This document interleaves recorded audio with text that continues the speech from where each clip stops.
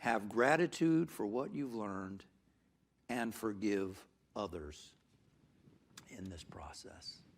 As Epictetus says, you are this presence and activity of God. You carry this divinity within your being. You are divinely magnificent. You are divinely magnificent. You've been programmed to think and feel otherwise about yourself.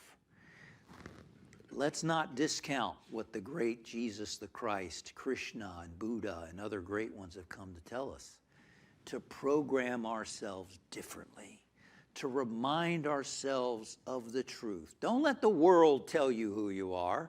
Don't let the commercials and advertising tell you who you are. Don't let your neighbors or family members tell you who you are.